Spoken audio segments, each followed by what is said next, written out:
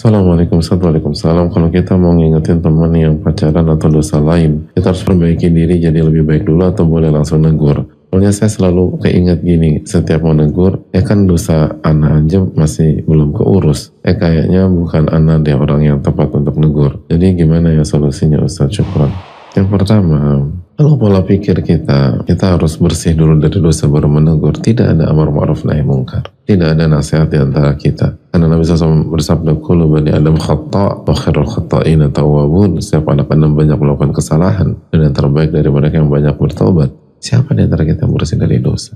Tidak ada di antara kita bersih dari dosa. Jadi kalau kita nunggu bersih dari dosa, baru menyampaikan, nggak ada amar ma'ruf nahi mungkar, dan nggak ada nasihat, nggak ada saling mengingatkan, tidak ada kritik membangun, dan seterusnya. Itu yang pertama. Yang kedua, salah satu penyebab kenapa timbul pola pikir seperti ini, karena seringkali nuansa dan suasana ketika menasihati dan mengingatkan itu bukan sesuai dengan sabda Nabi SAW. Nabi SAW bersabda, unsur akhaka zaliman aw madluma. Tolonglah saudaramu yang zolim dan yang terzolimi. Para sahabat bertanya, kalau menolong yang terzolimi, kita tahu ya Rasulullah. Kita mengerti ya Rasulullah. Tapi gimana cara nolong yang zolim? Karena Nabi SAW mencegah dia dari kezoliman. Jadi mengingatkan, menegur itu bentuk pertolongan. Dan kalau atmosfer ini yang terbangun, maka nggak ada isu seperti ini. Sebagaimana misalnya seseorang yang punya penyakit keras, itu bisa menyampaikan atau memberikan nasihat, bahkan bisa menegur kepada orang yang sehat.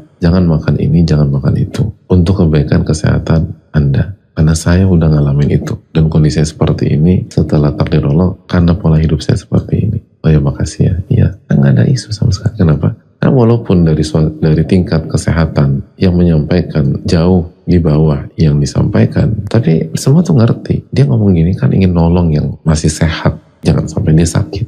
Gak ada isu sama sekali. Sebagaimana juga nuansa itu terlihat kental di masyarakat ketika orang tua menasihati anak. Dan ada banyak orang tua di masyarakat kita, tingkat pendidikannya di bawah anaknya. Dan anak belum isu sama sekali. Kenapa? Karena suasananya menolong. Dan seringkali nuansanya berubah. Jadi menjatuhkan, jadi merendahkan, dan seterusnya. Nah begitu suasananya berubah, maka salah satu dampaknya, apa yang sedang ditanyakan ini harus sempurna dulu. Karena biar apa? Biar gak diserang balik. Biar gak dikatakan, dia bercermin dong. Lu juga begitu. Siapa yang salah? Kita tidak dididik untuk mencari kambing hitam. Kita dididik untuk memperbaiki diri kita masing-masing. Mari kita evaluasi diri. Jadi coba kalau semua nasihat atau kritikan atau masukan di tengah-tengah kita disampaikan dengan cara yang santun, yang baik, yang lemah lembut, yang benar-benar suasananya itu menolong, memberitahu, mengarahkan agar dia jadi lebih baik lagi, agar dia solid dan seterusnya. Maka insya Allah hal ini bukan menjadi isu di tengah-tengah masyarakat. Itu salah satu hal yang perlu kita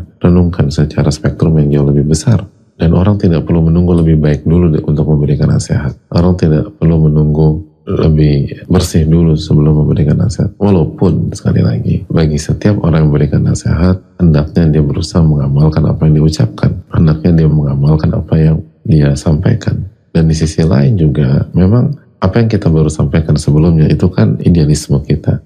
Realitanya memang gak semudah itu. Dan realitanya di tengah-tengah masyarakat sangat melihat siapa yang bicara. Karena pada dasarnya nafsu manusia gak suka dikritik. Nafsu manusia tidak suka ditegur. Nafsu manusia tidak suka disalahkan. Dan nafsu itu akan melunak kalau yang kasih masukan itu lebih tinggi daripada dia. Dan nafsu itu akan menjadi-jadi kalau memberikan masukan sejajar dengan dia, bahkan lebih rendah daripada dia, menurut dia, atau melakukan hal yang sama. Itu susah nafsu menerima. Idealnya siapapun yang bicara, hendaknya kita lihat substansi masalah dan berpikir objektif. Itu idealnya. Tapi kehidupan tidak sesederhana idealisme kita. Maka oleh karena itulah dari dulu sunnatullah pembawa risalah dan orang yang memberikan nasihat itu memiliki berbagai macam keunggulan di tengah-tengah masyarakat. Ketika Allah memilih Nabi dan Rasulnya, alaihi wasallam, Allah memilih manusia-manusia terbaik.